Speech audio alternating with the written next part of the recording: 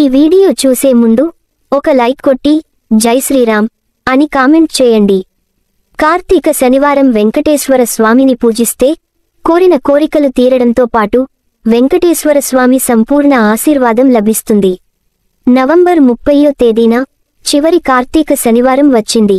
చివరి కార్తీక శనివారం వెంకటేశ్వర స్వామిని పూజిస్తే అంతులేని ఐశ్వర్యం కలుగుతుంది.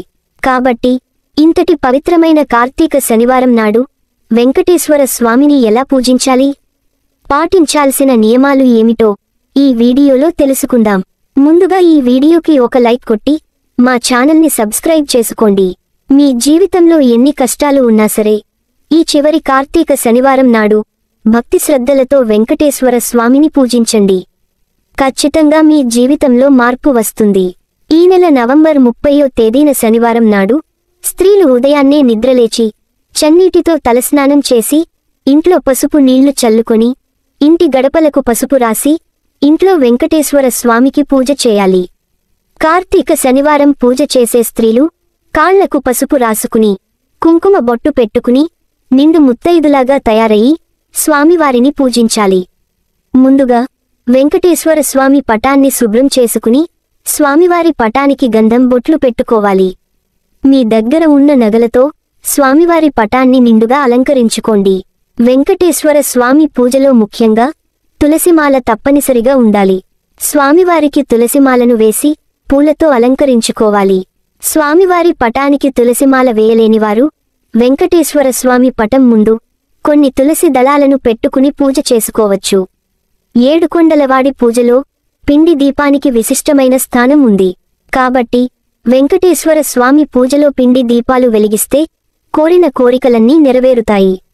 పిండి దీపాలు ఎలా తయారు చేయాలంటే బియ్యపిండిలో కొన్ని పాలు పోసుకొని కొంచెం బెల్లం తురుము అలాగే కొంచెం ఆవు నెయ్యిని పోసి చపాతి ముద్దలాగా తయారు చేసుకుని ఆ పిండితో 3 ప్రమిదలు తయారు చేసుకోవాలి.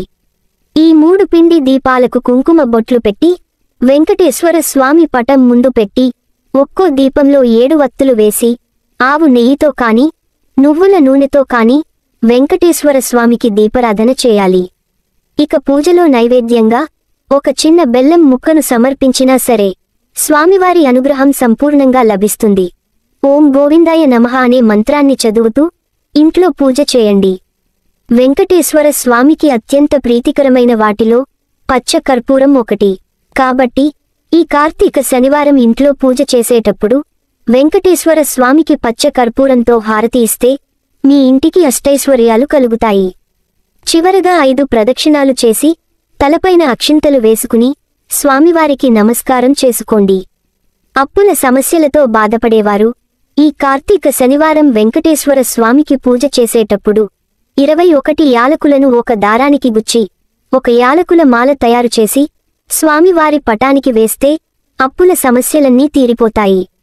పూజ పూర్తయిన తర్వాత ఈ యాలకుల మాలను తీసి మీ బీరువాలో పెట్టుకోండి. అన్నిటికన్నా ముఖ్యంగా వెంకటేశ్వర స్వామికి సాంబ్రాణి ధూపం వేయండి. కార్తీక శనివారం ఇలా చేస్తే మీ ఇంటి ధనప్రవాహం పెరిగి జీవితాంతం అష్టైశ్వర్యాలతో జీవిస్తారు. ఈ చివరి కార్తీక శనివారం నాడు సాయంత్రం సమయంలో ఏదైనా ఆలయానికి వెళ్లి అక్కడ ఉన్న రావి చెట్టు దగ్గర ఒక నెయ్యి దీపం వెలిగించండి. ఈ పరిహారం చేయడం వల్ల మీ ఇంట్లో ఉన్న కష్టాలన్నీ త్వరగా తొలగిపోయి మీ ఇల్లు సంపదతో నిండిపోతుంది. గుడికి వెళ్లడం కుదరని వాళ్ళు శనివారం సాయంత్రం సమయంలో మీ ఇంటి గుమ్మం ముందు 2 దీపాలు వెలిగించండి. మనం ఏదైనా దేవాలయాలకు వెళ్ళినప్పుడు మొదటగా ధ్వజస్తంభాన్ని దర్శించాలి. అలాగే దేవాలయంలో ప్రదక్షిణలు చేసేటప్పుడు ధ్వజస్తంభంతో కలిపి ప్రదక్షిణాలు చేయాలి. అప్పుడే మీరు చేసే ప్రదక్షిణాలకు పుణ్యఫలితం లభిస్తుంది. దేవాలయంలో దేవుని దర్శనం అయ్యాక తప్పకుండా శతగోపనం పెట్టించుకుని తీర్థం తీసుకోవాలి. శతగోపనం పైన విష్ణు పాదాలు ఉంటాయి. కాబట్టి పూజారి మీ తలపైన శతగోపనం పెట్టేటప్పుడు మీ తలను వంచి మీ మనసులో ఏదైనా కోరుకోండి. ఇది చాలా మందికి తెలియని విషయానికి ఇలా కోరుకున్న కోరికలు నేరుగా దేవుని పాదాల చెంతకు చేరుతాయి.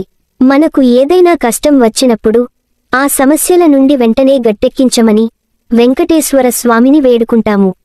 ఎంత కష్టమైన సమస్య అయినా సరే దాని నుండి త్వరగా బయటపడాలంటే ఈ చివరి కార్తీక శనివారం నాడు వెంకటేశ్వర స్వామికి ముడుపు కడితే మీరనుకున్న కోరికలు నెరవేరడంతో పాటు జీవితాంతం డబ్బు సమస్యలు లేకుండా ఉంటాయి.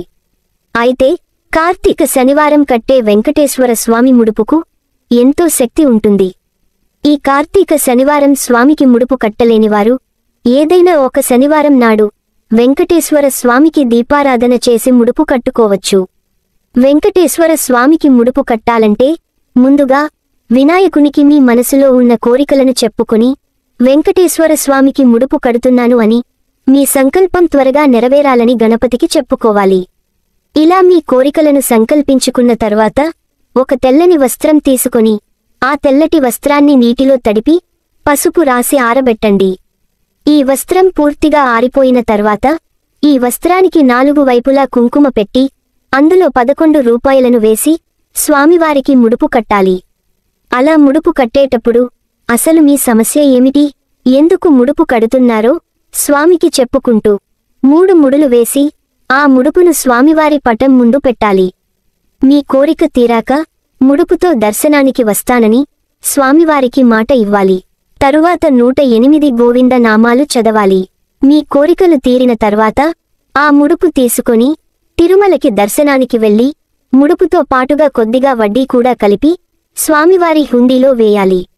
అష్టమ శని దోషాలతో ఇబ్బంది పడేవారు ఈ శనివారం ఉదయం స్నానం చేసిన తర్వాత ఓం శనిశ్చరాయ నమః అనే మంత్రాన్ని 108 సార్లు చదివితే మీకున్న శని దోషాలన్నీ తొలగిపోయి రాబోయే రోజుల్లో సుఖసంతోషాలతో జీవిస్తారు.